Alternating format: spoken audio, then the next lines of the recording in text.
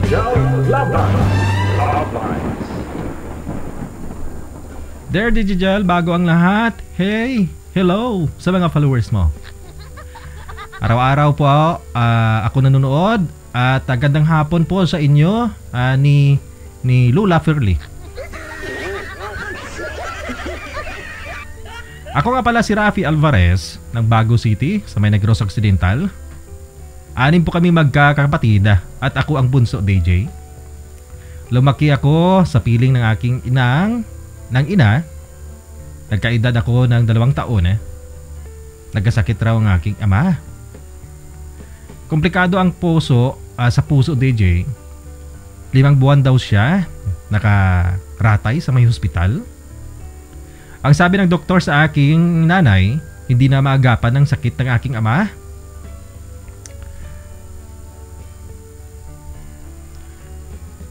Nakalipas ang 5 buwan, DJ, namatay nga ang aking ama. Wala pa akong maalala nun, DJ Jel. Dahil ako'y isa pong musmus. Sa kwento na lang ng aking nanay, nung lumaki na lang ako, ang aking mga kapatid sa piling ng aking tiyahin, DJ Jel, lumaki. Dahil wala ang aking inay, ay nagtatrabaho para sa aming lahat. Samantala ako, DJ, lumaki ako, dala-dala ni nanay ko. Kahit saan siya nagtatrabaho, doon ako, DJ, kasama niya. Kasama ko talaga ang aking ina sa aking paglaki, DJ. Na hindi ko man lang nasilayan ang aking tatay. Mahirap lumaki ng walang ama, sabik ako sa aking tatay, DJ. Nakapag-aral naman po kami ng kolehiyo, sipag at tiyaga ng aking ina. Nagkaroon po ako ng magandang trabaho sa isang company, DJ. Mabait naman yung akong anak at walang bisyo. Year 2010, DJ, pauwi na ako ng bahay galing work at nakasabay ko ang kaibigan ko sa jeep. Kinamusta niya ako, sabi niya, may nobya ka na ba, tol? Sabi ko naman, kung nobya lang, marami. Sabay tawa kami, DJ Jel. Sabi niya, ito may bibigay ako sa iyo, numero ng friend ko. Try mo, tawagan. Hindi pa kamera noon yung cellphone, DJ Jel. Noong time na yon, 24 years old pa lang ako that time. Aba, pagdating ko ng bahay, DJ, sinubukan ko i-dial yung numero na binigay sa akin ng kaibigan ko. Nagri-ring, parang nilalamig ako na kinakabahan. Hindi ko may paliwanag yung kaba ko, DJ Jel. Maya-maya, sinagot ang tawag ko, isang babae. Tawa ng tawa, parang lasing. Pinakinggan ko lang, DJ. Hilo ng hilo, dahil hindi ko sinasagot ang hilo niya, pinatay niya. Sa isip ko, parang lasing ang babae. Maya-maya, dinayal ko ulit, DJ. Sinagot niya pa rin, pero pakiramdam ko, ibang babae na ito. Hindi ko mapailuwanag, DJ. Paghilo niya, sabi ko, "Hi, kamusta?" Sabi niya, "Sino to at saan mo nakuha ang number ko?" Sabi ko naman, pinindot-pindot ko lang. Sabi ko sa kanya, sabi ko, "Saan ka ngayon?" Nakainom nga siya, DJ Jel. Sabi niya, "Dito sa Cavite." "Bakit, anong kailangan mo?" Sa isip ko lang, suplada naman tong babae na to. Sabi ko, "Pwede man ligaw." Aba, DJ, sinagot niya ako kaagad. Sabi niya, single mother ako, may 2 anak. Kung matatanggap mo ang anak ko at kaya mo pakainin at papaaralin, kausapin kita. Aba, pinatay niya kaagad yung cellphone niya, DJ. Parang na-challenge ako sa sinabi niya. Kinabukasan, tinawagan ko ulit siya at naging matino naman siyang kausap at walang halakhak dahil hindi siya naka-red horse. Ang sabi,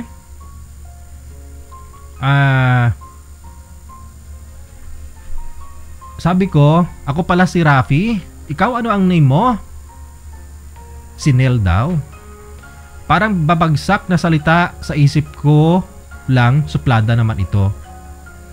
Nagkausap kami mula alas 4 ng hapon hanggang madaling araw. Sabi niya sa akin, 30 na daw yung edad ko at edad niya, may 2 anak. Hindi ako nagbibiro. Yun ang sabi niya. Sabi ko naman sa kanya, 24 pa lang ako at binatang binata. Sabi niya, may gatas pa daw ako sa labi. Baka sasakit lang ulo niya sa akin, DJ. Sabi ko naman, patunayan ko sa'yo. Seryoso, ako, iba talaga tibok ng puso ko sa'yo. Tawa siya nagtawa, DJ. Naabot sa Maria Labo Aswang ang usapan namin. Kinabukasan, Mayo 5 taon ng 2010, tumawag ako ulit sa kanya at niligawan ko siya sa cellphone. Iba talagang tama ako sa kanya, DJ. Bahala na, may anak siya. Kaya ko siya mahalin at pakasalan. May 6 taong 2010, sabi ko, padalan kita pamasahe. Uwi ka dito sa akin. Pakasalan kita. Nag-oo naman siya, DJ. Aba, May 7 taong 2010, pinadalan ko siya ng pamasahe pa uwi sa amin sa May Negros. May 8, 2010, lumipad siya, DJ, papunta sa akin. Akala ko biro lang niya talaga. Nasunduin ko siya sa may airport sa May Silay. Sa isip ko, paano kami nagkakilala nito dahil wala kaming picture sa isa't isa?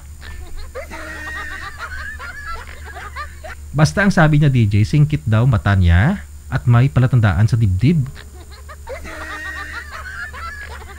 Wala nga naman lahat ng dibdib, buksan mo, no?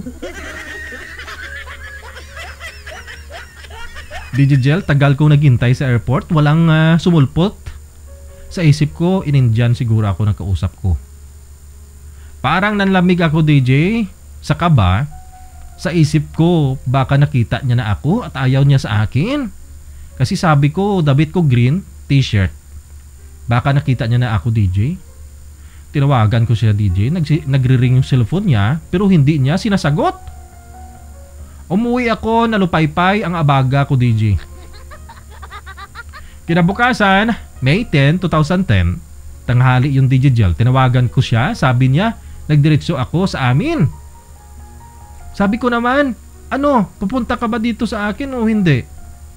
Sabi niya, oo, mamaya magkita tayo sa simbahan sa May Libertad. Ako naman, DJ, excited na makita siya. Hindi ko alam, DJ, yung feelings ko. Lumipas ang oras, pumunta ako sa may sinabi niyang simbahan. Mga 3 oras ako, DJ. Kakahintay. Sa sobrang excited ko, basang-basa ang kamay ko, DJ. Lumipas ang mga minuto, may bumaba sa may jeep, labas pusod ang damit, singkit mata, maputi. Sabi ko, siya na ito siguro. Kasi may dalang maliit na malita. Aba, DJ, parang dinaanan lang ako. Napakamot ako sa ulo ko. Sinundan ko siya sa likod, sabi ko, Miss, ikaw ba yan? Diretsa sagot, suplada. Sabi niya, bakit? Ikaw rin ba yan? Parang buang ako, DJ, sunod ng sunod sa kanya. Badang huli, umupo kami, DJ, at nagtitigan. Sabi ko, may anak ka ba talaga? Sabi niya naman, meron nga, 2. Sagot ko na. Sagot ko naman, hindi halata. Kasi sexy mo kasi. Sabi niya, wag mo ko utuin. Aba, napakasuplada talaga niya, DJ. Niyaya ko siya magmerienda, DJ. Unang kita ko palang, DJ Jel, sabi ko, mapasaakin ka rin pagkatapos natin magmerienda. Inuwi ko siya sa amin, DJ Jel, at sumama naman siya. Pagdating ng bahay namin, pinakilala ko siya kay nanay ko. Sabi ko, Nay, asawahin ko na ito. Sagot ng nanay ko, dugay gani Masaya naman si nanay, nakita si Nel na girlfriend ko, DJ. Mabait at malambing siya kay nanay ko. Nagtinginan mga kapatid ko, nagdatingan yung mga kapatid ko. Nagapunan kami, nadala-dala ng lechon manok. Pero hindi nila alam, DJ Jel, na single mom at may 2 anak ang dala kong babae sa bahay. After nagapunan, nagligpit-ligpit kami sa kwarto. Tabi na kami matulog, DJ. At hindi ko na pinatagalan, inangkin ko na talaga siya. Ang alam ko, gusto ko siya. Digigel, May 11, 2010, dami nag-aligid sa bakura namin. May bago kasi nakita mga chismusa ba. Nag-usap kami ng girlfriend ko na pakasalan ko siya. Sabi niya, seryoso ka ba? Sabi ko naman oo. Gusto mo ipakasal tayo sa civil lang muna? Hindi naman siya nagdalawang isip, DJ. Sabi niya, oo sige. May 12, 2010, DJ, inayos po namin yung papeles na walang may nakakaalam. May 2015, or May 15, 2010, or ginawa namin, espesyal ang kasal, bali sa civil lang, DJ. Kinuha ko mga ninong-ninang, yung mga nakakataas kong kasama sa trabaho. Ang akala nila, nagbibiro ako. Sabi ko, punta kayo ng bahay mga 11 AM para sabay-sabay na tayo pupunta dun sa Hall ng Justice or Hall of Justice. Ang dami nagbisita ko, DJ, puro akin lahat. Maya-maya, dumating kami sa City Hall ng Bago City at nakaready na yung mga kakasal sa amin. Nanay ko iyak ng iyak, DJ, dahil bunsong anak niya ako mag-asawa na.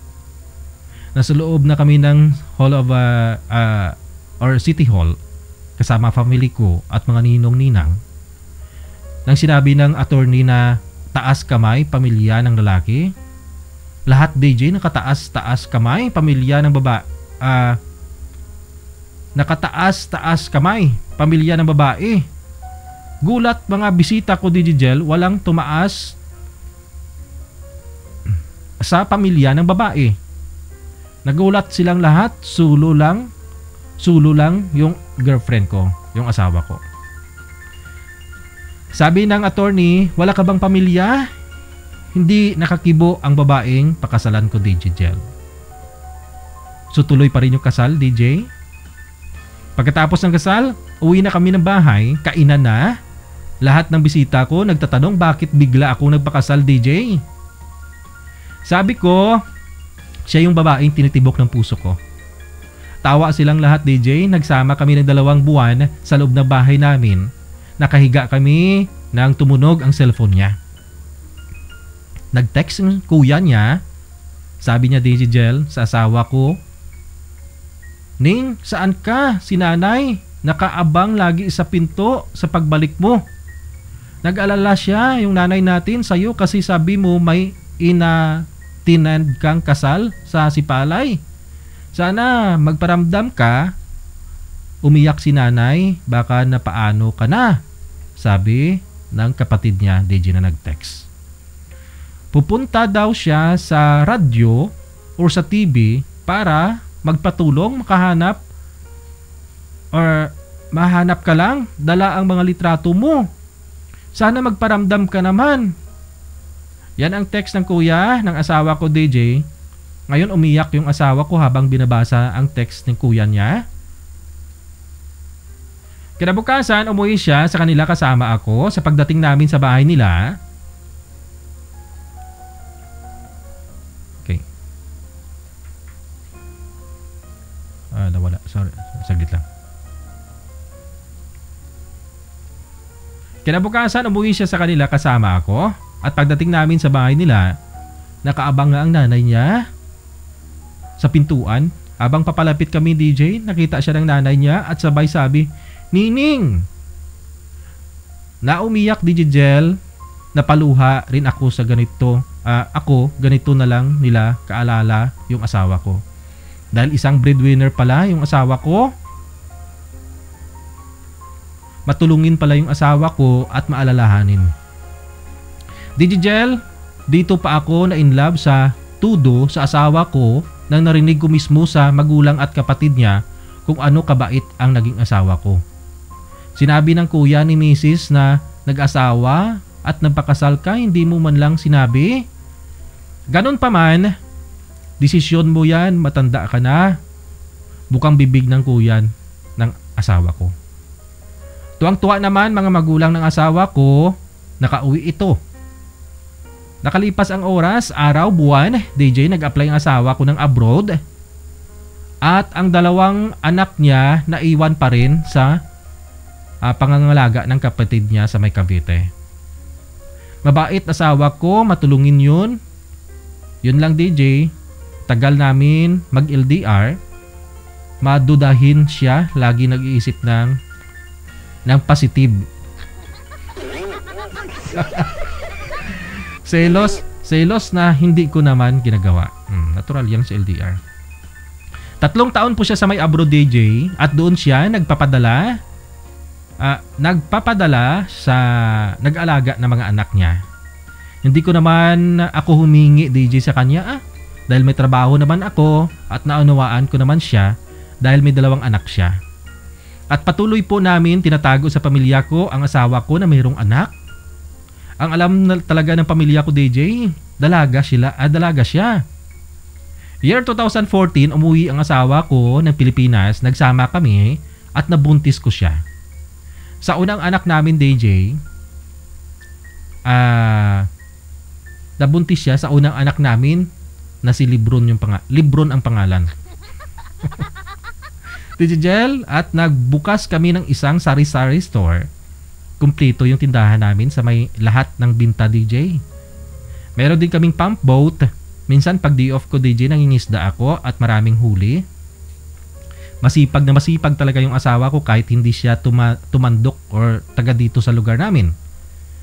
Hindi siya mahihain sa paglalako ng fresh na isda na nahuli kong isda. Habang buntis siya DJ, panay lako niya pa rin Minsan dala siguro ng paglilihin niya ang tapang ng asawa ko DJ. Gulat ako, nagalit siya at hinahabol ako ng kutsilyo.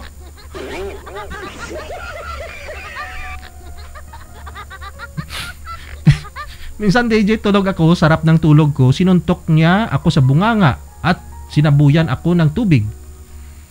Nakita siya ng nanay ko, umiiyak nanay ko kasi sabi ko naman, dala siguro ng paglilihi niya, mga ginagawa niya.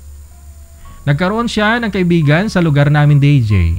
Napagbigay asawa ko, parinda niya, nililibre niya yung mga kaibigan niya. Sabi ko, negosyo mo ito, wag mo pabayaan. Labas-pasok mga kaibigan mo.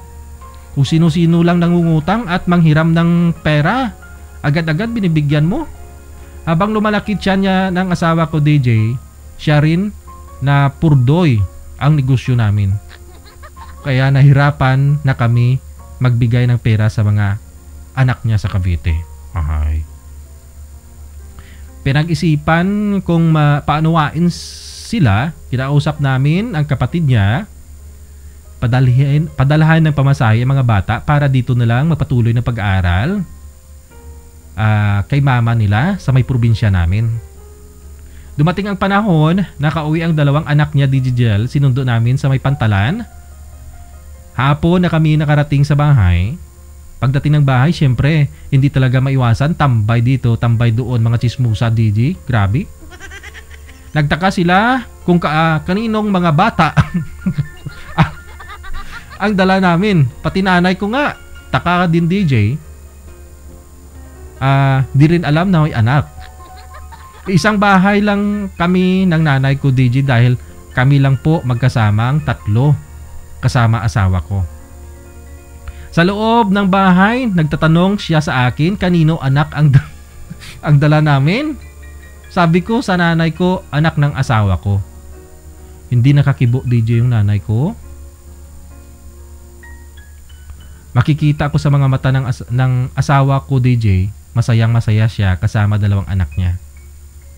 Lahat ginagawa ko DJ para lang maging malapit mga anak niya sa akin.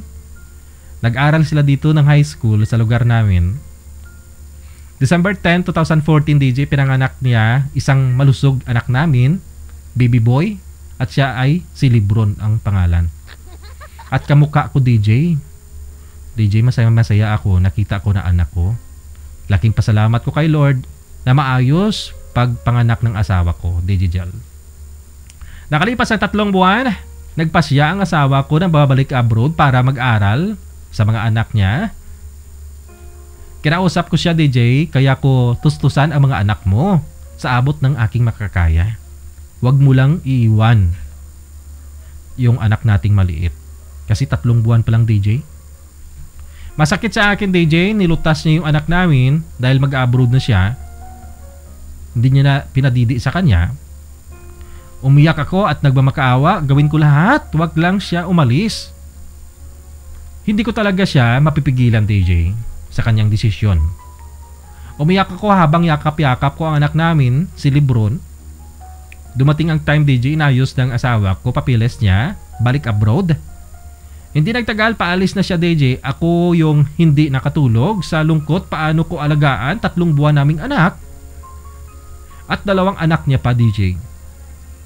Nilakasan ko ang loob ko. Kinabukasan, hinatid ko sa agency kung saan siya hihintay ng mga kasamahan niya.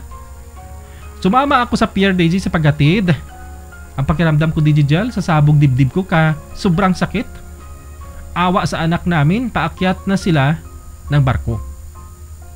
Hindi pa ako makaalis, inabangan ko makaalis ang barko habang nakatayo at nakatanaw sa asawa ko, DJ Jel. Hindi ko matiis.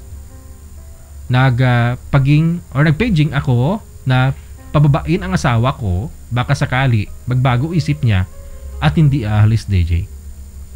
Bumaba ang asawa ko, DJ. Dami nakatingin sa amin, yakap at hagulgul ako sa asawa ko na wag siya niyang iwan ang 3 buwan ko anak. DJ Jel, hindi na talaga nagbago ang lahat. Balik barko ang asawa ko pagkatapos, umuwi na lang ako na malungkot at lumuluwa sa sobrang sakit ng dibdib pagdating ng bahay. Pumunta ako ng laot, dala-dala ko ang pump out, DJ, at doon ko nilabas ang sama ng loob at sigaw habang umiiyak. Parang baliw ako na mag-isa sa gitna ng laot that time. Nang bigla ko naisip anak namin kung nakadidi na ba, DJ. Umuwi ako at binalwala ang lahat. Nagsimula sa bagong buhay kasama ang anak niya. Nakalipas ang araw, linggo, nakarating naman siya sa may abroad ng maayos, DJ, at nakatagpo ng mabait na amo. Ginawa ko lahat, nanay, tatay, sa mga anak niya, nagluluto para walang masabi mga anak niya sa akin na naiwan niya. Wala naman ako masabi sa mga anak niya dahil mabait naman yung 2 niyang anak. Nakalipas ang panahon, kolehiyo na mga anak niya. Dito siya nagpapadala sa akin. Hinaganapan or ginagampanan niya or hinahanapan niya ako ng pinapadala niya, DJ. Pero lagi kami nag-aaway. Kung tutuusin, kulang ang pinapadala niya dahil 2 ang kolehiyo niya, DJ Jel. Paano ako makapundar, DJ, dahil inuuna ko pangangailangan ng mga anak niya? Doble kayod na ako, DJ. Year 2017, umuwi ang asawa ko, 3 taon na ang anak namin. Na mga panahon na yun, iniwan niya 3 buwan pa lang. At ang 2 anak niya, puro na college, DJ. Saan ba ako nagkulang, DJ Jel? Sa 34 taon ko ngayon, parang tanda ko na tingnan kaysa sa asawa ko, DJ. Sobrang stress. Ganun pa man, mahal na mahal ko asawa ko. Umuwi siya dito, masaya-masaya ako, DJ, at mga anak niya, at yung anak naming si Lebron. Gumuho na naman ang mundo ko nang sinabi niya 2 buwan lang siya sa amin at kailangan niya muling bumalik para makatapos ang 2 anak sa kolehiyo. DJ Jel, wala akong magawa kundi umiyak sa lungkot. Mahirap walang mama, mga anak niya. At lalo na walang asawa. Lumipas 2 buwan kaming magkasama. Kailangan niya bumalik. Nakakalungkot, DJ Jel. Yung anak namin si Lebron may isip na 3 taon na. Nalaman niya na babalik na naman yung mama niya sa abroad. Iyak ng iyak. Umalis yung mama niya. Kinabukasan, ang lungkot ng araw ko, pati mga anak niya, at palabas na kami ng bakuran. Dala ang malita. Nauna yung anak naming si Lebron sa labas na humahagulgul at takbo ng takbo sa kalsada. Awang-awa rin ako sa asawa ko, sa maliit naming anak. Masakit sa kanya, paalis na ganito, maiwan na naman niya kami. Hanggang sa airport na Ang lungkot at iyak namin, DJ. Pati mga anak niya. Ganun pa man, tinanggap ko ang lahat ng kagustuhan niya, alang-alang sa kagaligayahan niya para sa kinabukasan ng mga anak niya. Ganun ko kamahal yung asawa ko, DJ. Araw-araw naman po kami nag-video call. Ngayon, 6 years na siya sa amo niya at wish ko sana bago mag-December 10, makauwi siya. Kasi 6th year birthday ng aming anak na si Lebron, DJ. Sana mapakinggan mo ito. Ga. Pinadala ko ang istorya ko at sana mag-ingat ka po dyan, asawa ko. At lagi magdasal.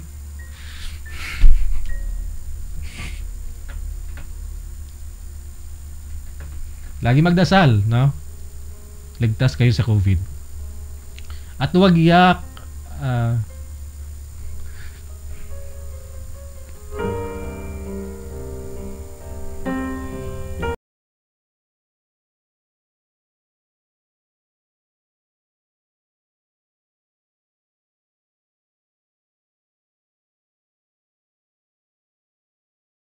Sakali mapakinggan mo, wag mo maisip ha.